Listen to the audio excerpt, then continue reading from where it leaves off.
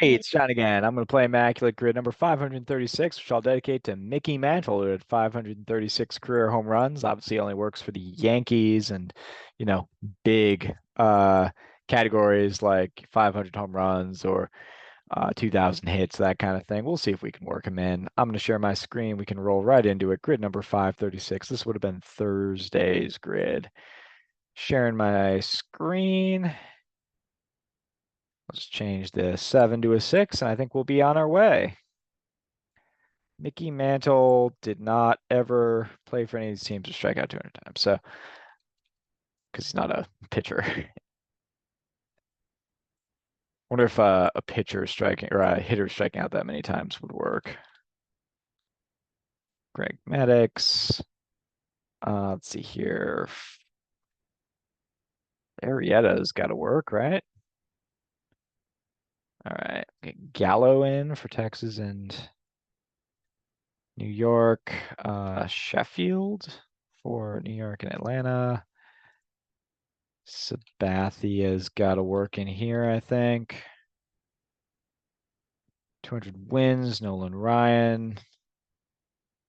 Texas, yep. For Atlanta, we'll go Tom Glavine. And how about Bob Gibson? All right, 166, just under a minute, 58 seconds there. It's good to see. Let's see. Teixeira, no surprise there. Sammy Sosa leading the way for Cubs, Rangers. Maddox. So I had Maddox, I had Nolan Ryan, I had Glavine.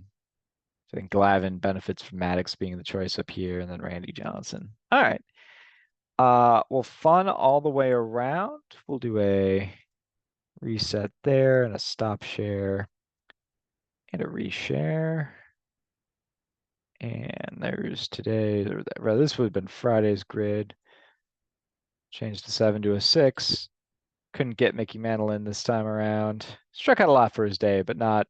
And again, he wasn't a pitcher, so doesn't even apply. It actually says pitching right in there, so you can't just like chop Gallo in there and hope it'll work. No Cy Young glitch. Let's see, 200 wins for Atlanta. I think we can use our guy Jack Quinn, who also would have worked for Atlanta and New York. All right, that's a nice low score to start.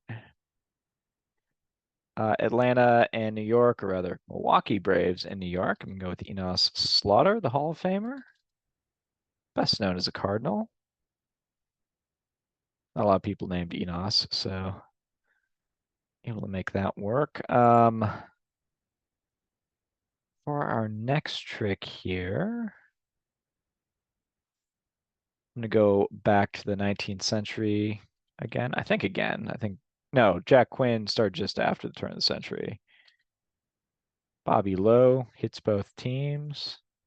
That's a nice low score. First guy with 4 home runs and a super low rarity score at that. Um, let's see. Texas Rangers 200 career wins. That's not going to be a big one, is it? Um, Gaylord Perry doesn't make a Texas stop, right? Gossage does, so he would work in here.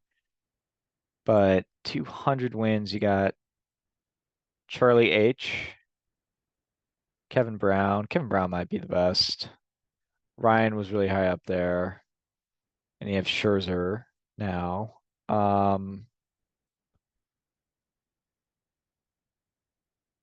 Does anyone else just sort of pop into Texas?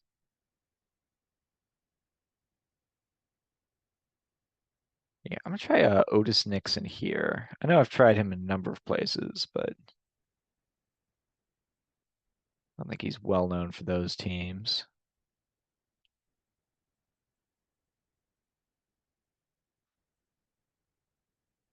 Fergie Jenkins, of course, would also work down here. I guess I used him up here in the last round, though. I keep coming back to Kevin Brown. I think he'll probably be the optimal pick from everyone I've cycled through my head. I'm not sure of any Washington Nationals who've come played. Blyleven, by the way, will also work. Actually, I think I'm gonna go Charlie H. I need to look up. Is it Huff or Ho? I'm not actually sure.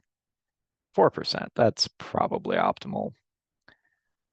200 and 200. What do we feel about Phil Necro? Go sub one. And New York, 200 strikeouts. Clemens was the leading guy. I imagine Garrett Cole isn't far behind. I went Sabathia. I don't think Whitey Ford's gonna work. Guidry will work, I think. I cannot say Pettit with a lot of confidence. I can't say Wells with any confidence. I know Cone struck out a lot of guys in his day, but I think that may have been more with the Mets than later in his career with the Yankees. If he did, it probably would have been that 98 season. Um, I'm not sure on El Duque. That wouldn't surprise me if he did. I'm not sure. Randy Johnson, '05 time frame, maybe. Shin Ming Wang famously didn't strike out very many people, but still proved effective for a couple of years there in New York. AJ Burnett struck out a lot of guys. Whether he was punching all those tickets in New York in the 2011 time frame, I'm not sure. 2009 to 11, I guess. Um,